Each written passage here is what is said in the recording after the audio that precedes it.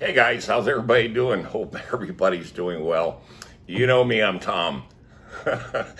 Oh boy. You know, when I uploaded the other videos, the other video like this one here where I discuss all the things I won't do, I didn't expect the response that I got. But before we get started, this is going to be definitely a two beer video. So hold on to your seats. Grab one yourself. It's Saturday afternoon.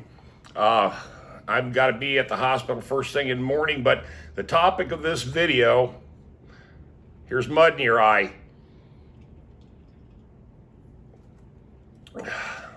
is going to be about education. Whether you should have an education or whether you're better off without one. Schools, colleges, things like that in general. I'm going to give you a little backstory on me. I do not have any formal education whatsoever. I did obtain a GED 10 years after I got out of the Army in '79. So it was '89 when I got my GED, okay? So that was quite a long time. Now, again, here's the backstory. My mother, my biological mother, we were in Germany, married an Army guy, okay? This is after World War II. This was 1960, okay? In a small town called Karlsruhe, Germany. Well, anyway, she married this guy. He had a son, and my mom had an older daughter and me. So in the agreement was to leave my oldest sister with my grandparents in Germany and then take me because he had a son, my stepfather, and he figured, and so did my mother, figured that it's the easiest way to go is having two boys together, okay?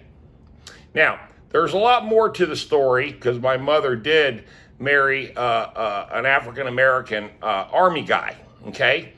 And that was in 1963. So you can imagine all the stuff that I went through, and even technically my stepbrother, his name's Walter. He was named after my stepfather, who was also Walter. We lived overseas. We were in Panama, Okinawa, for years and years and years because of the Vietnam War. And my stepfather had 3 tours. So we stayed in Okinawa for 4 years. Now, if anybody knows anything about military schools, on-base schools, they're okay. You're surrounded by kids like you. They've been ripped out of their country, taken away, moved all over God's planet, excuse me, and relocated into destinations unknown. Me too. So my first experience was in an American English-speaking school in a Japanese country, or a Japanese-influenced country, which was Okinawa. So there was a lot of languages going on. Plus, too, the kids, they came from all over the world when it came to the military. So I heard, people around me speaking several different languages all the time. I didn't speak English that well. All right. So my experience with the education world from God, probably the first time I remember any school was really, I think, the 4th or 5th grade. Hell, I was 8 or 9 years old. But the point is that I never got along in school because I didn't understand English real well. I definitely didn't know how to spell. I was good in mathematics. For some reason, it just came natural to me, but I flunked everything else. So I was held back twice. So my experience wasn't great at all with the educational world, because no one came up to me and said, oh, I see you're struggling, blah, blah, blah, and we want to help you out. Okay? There was nobody there that wanted to help me out, because the stepfather was fighting in Vietnam. My mother had a job. She had to have a job. Hell, we were poor. Back in the 60s in the military, these guys made nothing. Okay? They made nothing. So for 60 years, my mother's life, she was a hairdresser. Okay? And she retired as a hairdresser business owner. She had her own shop with another girl. And, they rode that wave all their life. So when I saw what my mother was doing, she was in the trades. I call it the trades. If you're a hairdresser, you're a plumber, you're an electrician, a painter, a cab driver, a garbage guy, you're in the trades. Okay, this is what I call real world work. Okay, service industry. So now I saw that, and then when we finally got back into the United States, now I'm going into high school. That was a disaster. I went to a school in Fayetteville, North Carolina, 71st. But by that time, I was already in 2 other high schools in Fayetteville because of all this moving kids around. I forgot what they call it, where, they have to have so many different segments of people in school, and busing and forced busing and all this stuff, the segregation and whatever, busing African-American kids to the white side of town, and white kids were being bused down to the African-American side of town, and that was just the norm. We all did that because we were all part of the military. So it was not unusual in the beginning to get on a bus and really ride for 40 minutes before you got to school. And that's just the way it was all the time. The last experience I had was when I went to 71st. I lived, on the north side of, you might as well call it the north side of Fayetteville. And that school happened to be the closest to me. I was in the 11th grade. I made a decision. I was in ROTC, believe it or not. I was going to be in the military. That's what my calling was going to be anyway. So I tried some sports. I tried track and field. I tried a bunch of things. Pole vaulting, the 440 relay. I was actually pretty good. I was pretty fast. I was a fairly accomplished swimmer. I could dive real well. And I had some attributes when it came to the athletic world, which, of course, excuse me, guys, it's been a long day. I've been talking to a lot of people today. But I was always, involved in one way or another on the athletic side of the high school's kind of agenda. And I call it an agenda too, because in reality, if you were good at sports, you didn't have to be good at school. You could be flunking, and they're going to find some way to pass you. Okay? I saw that. And I thought, well, I sucked at school, so I figured I'd become a jock. Well, you know what? I'll be honest with you about that whole scene. If you're in with the right crowd, you're going to be fine. They're going to find you a place especially if you go to college and you're halfway decent. You're whatever sport, baseball, basketball, whatever, football, hockey, soccer. They're gonna find a way to get you into a school. Okay. Now, a guy like me who really flunked almost all his classes except math. That was the only class I made an A in. Everything else I made a D or F. I said, okay, let's just try this whole sports thing. But I'm going to be honest with you, and this is the God's honest truth, because my mom married a black guy, and she was white in the 60s. This is the late and early 70s, we're talking 71, 72, racism in this country was insane, okay? And being that I'm in North Carolina's the South, okay? So, the whole Jim Crow thing and all that, I grew up during that era, okay? I'm dating myself, but that's just the bottom line.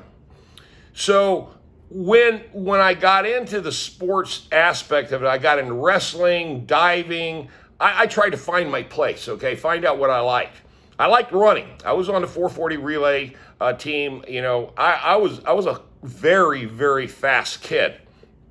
Even did the Boy Scouts. I was ROTC. I was involved. I was deep in. I could not muster up the grades to pass anything. I couldn't do it. I didn't have it in me. I could barely speak English, but by that time I was getting good at English. But problem is I didn't understand books. I couldn't read real well, okay?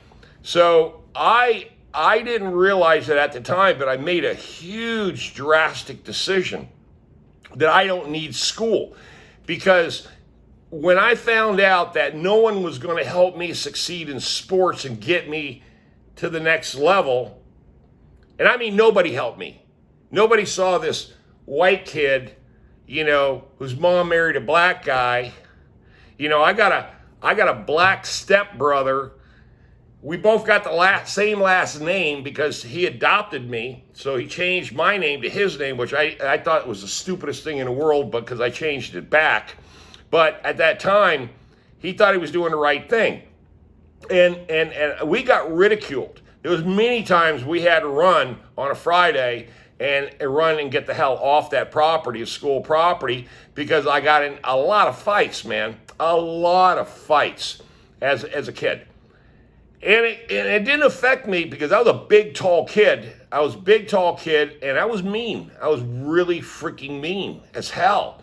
And I was pretty athletic, and I was fast as shit.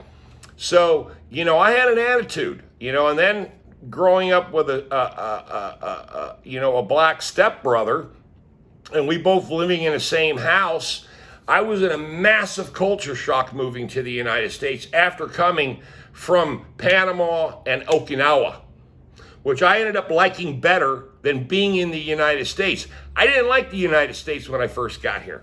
I'm going to be honest with you. I didn't like it. I hated the food. I hated everything about the United States, to be honest with you. And you might think I'm a traitor. I'm not. There's more to it. Hold on. Damn it. But when I saw that really school was a dead-end road for me, I decided to join the Army. But at 14, I ran away for 6 months, came back. I had to find myself. I was a radical kid. They ended up throwing me out of school. I got thrown out of the 11th grade. I was having a lot of problems. I was a rebellious kid. Can you imagine that? A rebellious kid. But I had to deal with my circumstances. So the second that I turned 17, I went ahead and enlisted into the Army. Now, on my 18th birthday, that's the day I went in, okay? That was December 3rd, 1975, okay? That's when I went in, December 3rd, 1975, 1 year after the Vietnam War. Now, I did one tour of the military, okay? I was a mechanic, but let me tell you something about that experience right there. I got more respect fixing a Jeep or fixing a deuce and a half or fixing an ambulance, looking at the old Dodge, ambulances with the 318 regular cab, long bed, they were just awesome fucking trucks. I worked on those. I worked on a few helicopters, and I also worked on a few Gamma Goats and a lot of hydraulic systems on helicopters. I was attached to Flightline at 213th Aviation, Camp Humphreys, Korea. So I was there during 76, 77 during the Panmunjom deal, okay? When the two officers got killed by axe from the North Koreans over a trimming of a tree, okay? The United States went on red alert. The Pacific Fleet went on red alert. And we all had our underwear got really damn tight for 3 weeks because we thought we were all going to die. That's pretty much it. So when we got through all that and I got back into the United States, I said to myself, and this is before the 82 Reagan pay raise, I was so broke being in the military, broke. I said, you know what? I'm tired of being broke. I'm tired of being uneducated, which I had no real foundation for understanding what real education was. And nobody wanted to help me in sports. So I basically had my teeth kicked in as a kid, you know? And all you people out there, let me just share something with you.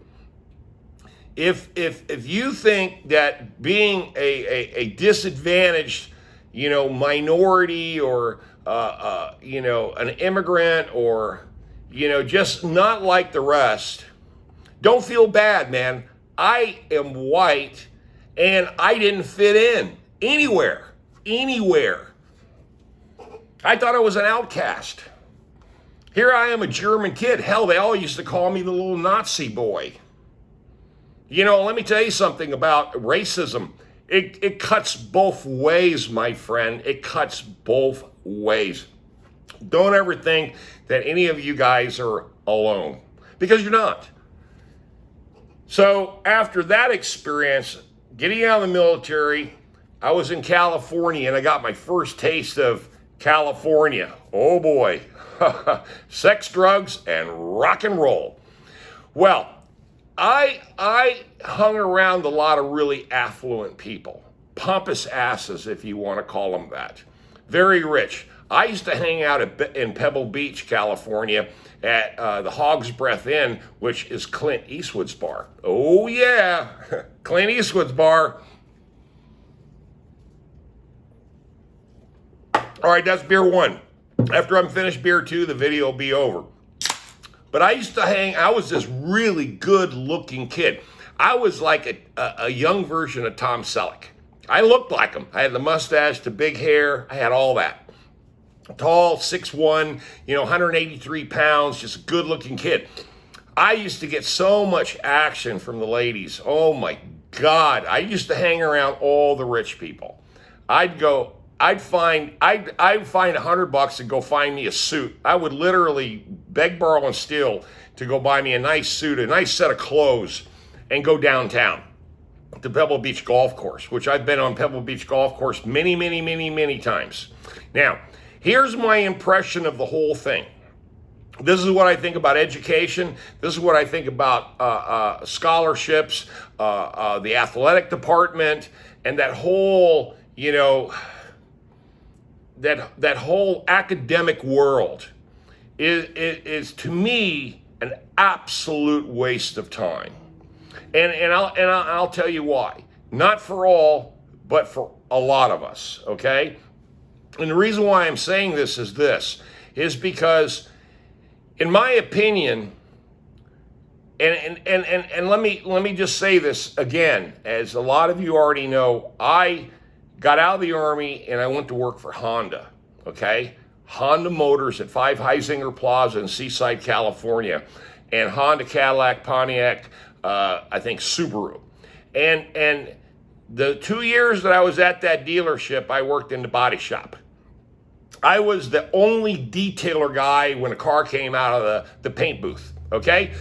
Before it went in and when it came out, it came to me. And I was dealing with some expensive cars, man. Cadillacs back in those days were the bomb. Now, I ran into a lot of rich kids, a lot of rich Arab kids, because they'd wreck their car and come to our body shop because we were Cadillac and we were also Honda. So we had like one of the biggest body shops around. And I watched how privileged people with educations and degrees and money and all this stuff, I watched how they treated the rest of us.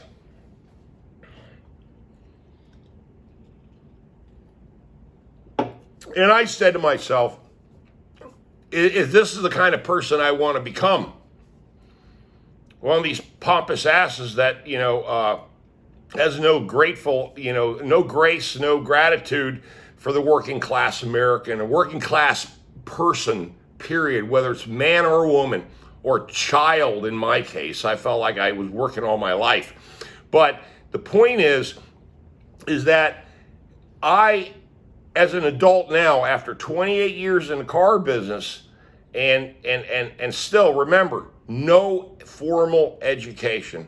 I have no formal education. Everything I know is self-taught. I watched Bob Vila and Norm on This Little House for 10 years every single Sunday like religion. I would sit in front of my chair and that would be the show I'd watch. I memorized everything about that show. I memorized everything about every construction company, trade, the car business, mechanics, the detail department, the paint department, the finance department, the sales department, the service department, which I spent many years in the service department and a whole bunch of years in the sales department. And once I saw management structure, finance, business, and money, I knew what my calling was, okay? And to this day, and I'm going to come back on a couple more facts and points, but to this day, I still do not have a education of any kind that you can put on a piece of paper and say, here it is. And some, institution will sign it and say, oh yeah, he's completed this, okay? Now, I will show you something a little later that I am kind of proud of, but the bottom line is this. Let me go back. Here's my take on colleges and their mindset. It doesn't matter what state you're in. It doesn't matter what country you're in, because most foreigners come to the United States because we got some of the most best medical schools, law schools, engineering schools, which is debatable. But when it comes right down to it, IT, high tech, AI, all that, pretty much we got a handle on that. Science, technologies, space. I know for a fact that if you're going for some great accomplishment in your life, like being an astronaut, being an engineer, being a rocket scientist, being a nuclear physicist, being a neuroscience doctor, a heart specialist, disease, environmental. When you get into the heavy trades, architecture, drafting, drawing, that is the kind of education that is what I call main trades, main trade educations. When you're going to become part of a corporation that goes out and hunts for oil in, the ocean, Exxon, you're part of Liebherr. These huge corporations, if you're an employee for these huge shipping corporations out of Greece and, different exploratory agencies, then your education is what's going to get you in the door. Okay? That's a fact. Now, I would not be able to get a job like that, but being in the service industry world, owning my own business, I have industrial contracts. What's the difference? Think about that for a second. Here I am, uneducated, no degrees, no certifications, no nothing. And I can walk into highly secure buildings under my own supervision with security clearance badges and all kinds of other relationship with security and building and go do my own thing in a multi-million-dollar complex. So if they said, hey, you need a degree to be in here. No, I don't. Because what I do, no one else wants to do. There's the difference. Now, let's go back. Here's what I think about college. Number one, you're going to all hate this. I think they should eliminate the athletic part of all universities, because universities only identify with themselves as their football team, like NC State, UNC, Duke, ECU, the list goes on. What are they known for? They don't know. They're not known for their academics. They're known for their fucking sports team, their basketball team. Oh, God. Talk basketball around North Carolina. If you're anti-basketball, oh, God, you're the devil. These people here, it's like religion. I lie to you not. But I want you to understand something. I want to know how many dumb assholes are in the sports world right now with a career that's sponsored by a college that actually goes to the pros and makes it and becomes a multimillionaire. Yeah, there's several hundred of them. But if you take the amount of people that are going to college and the amount of people that are actually participating in sports and the percentage of those who actually succeed and get a scholarship or get a damn contract, it's like 2%. And the rest of them have brain injuries, they have knee problems, they have back problems, they have alcohol problems. Hell, I got an alcohol problem, but the bottom line is not because I can't succeed at something I think I'm good at. Okay? There's a big difference in that. Now, you take that percentage of people who don't make it, who gung-ho with the sports and academics, that whole program, and they wash out, and who's there to pick up the pieces for them? It's like an Army veteran. After he comes back from war and he's injured, who's going to pick up the pieces for him? And that's the whole thing, is that these glorified positions, glorified degrees, glorified situations, after you're a washout, you get hurt or something happens, guess what? There ain't nobody there anymore. They're not patting you on the back, telling you how damn great you are. Tell me I'm lying. Any of you out there with brain injuries, head injuries, shoulder injuries, back injuries, knee injuries, speech impediments, you look me in the face and tell me that your academic dreams were fulfilled. I know you can't.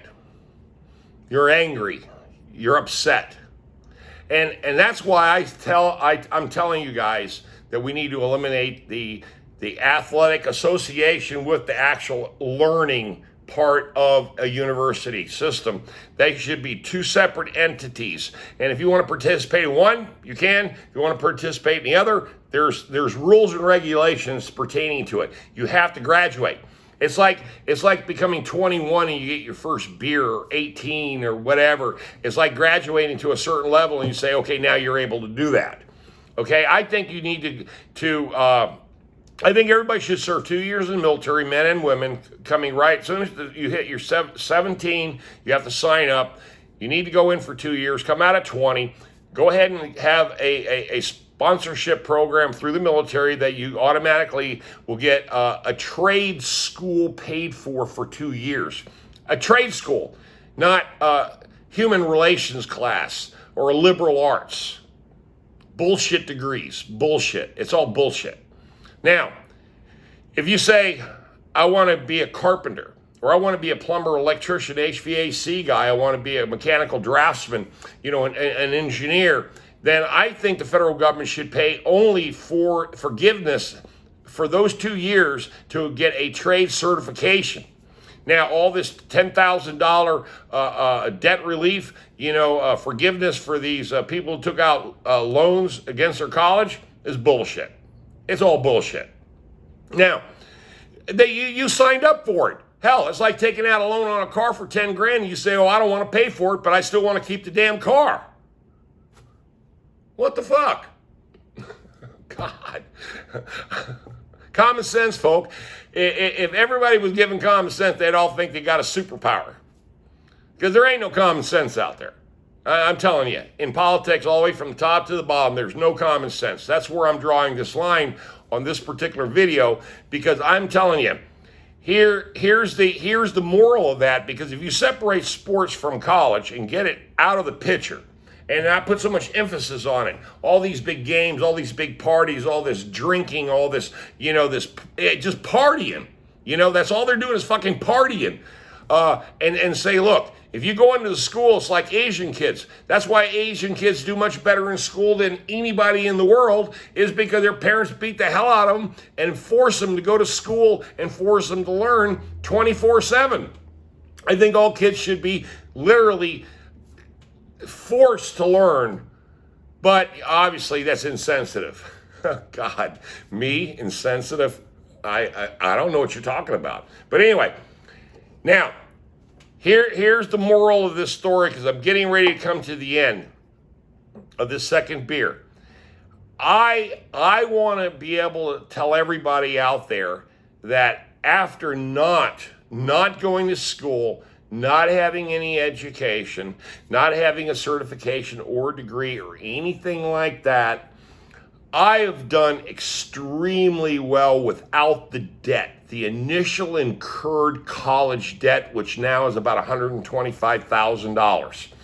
And let me tell you something, that's basically a small mortgage. So if you put a small mortgage like that on a 25-year-old person, and they're coming out and they're thinking they're going to get this dream job, in the IT world, inventing new AI, guess again, they're not out there. You're lucky if you're going to make about $40,000 to $45,000 to $55,000 a year walking, into the first level of your career, which will take you a good 40 years to accomplish anything if you're an average person. So, for me, I've been working 49 years. I'm 64. I started working at 9. It's actually a lot longer than what, but legally, as far as paying taxes, all the way up to the time I've worked almost 50 years. Well, not quite, 45 years. 45 years I've been paying something to somebody for some reason. I have no idea who these people are. But anyway, I digress. Now, if you get help and assistance, not as a jock, but as a tradesman, let's say carpenters, the number one field that right now is lacking in skilled workers is framers, carpenters, and home builders, okay? Guess what the start pay is? Walking in the door with a 2-year certification, HVAC, gas, electric. Does anybody know? I know a lot of you people on my channel know this, but the bottom line is 65 grand. 65 grand. That's right. Very realistic. If you got a certification, you can go into a company, and within 6 months, a lot of times they will make you a field supervisor, because that's how desperate the trades are to find qualified people. And then you get in with a big company like Brassfield Gorey, who builds all over the United States, and you're a field supervisor, an architect, $80,000, $90,000 is nothing. Now, I'm going to disclose that I'm coming to the end of what I made my first year as Mr. Fix-All with zero education, very low experience, an old van, and 1 toolbox. Guess how much it is. I'm going to put, I know you guys hate this, but because you like the guess and you like the look, but I'll put a coded number down in my comments on my first year gross income. Had nothing to do with expenses, just gross income. First year, Mr. Fix-All, no education, just a dumb old, army guy. And I'll talk to you guys tonight about that. But as far as I'm concerned, colleges are a waste of time. Because if you're not in specific trade, higher trade education, and you're going after the big careers, everything that's that soft level like IT, computer programming, gaming, all that stuff, unless you're some sort of genius, you're not getting anywhere. You're not going to get anywhere as a white collar, second level, executive anywhere. You're going to be stressed out because you're only as good as your last paycheck. And that, or what they call in our business, you're only good as your last sale. So on that note, see, being the construction or the home repair business, I'm always selling and I'm always making new contracts. So as far as money is concerned, I don't worry about money. I worry more about the guys who are the wannabe jocks, the future superstars. I worry about the future college graduates that graduate in study of rocks or something like that. I have no idea. Remember, I'm not that smart of a person. It's like Forrest Gump. I ain't that smart. But the point is, I'm pretty damn smart because I have a lot of common sense, and everything I know, I taught myself. No one had to teach me. It's unfiltered. It's the truth. It's the way I see it. Because so many people come to me with college degrees for advice. And on that note, I'll talk to you guys later. Y'all have a blessed evening. And as always, I'll see you in the comments. Tom out of here. Bye.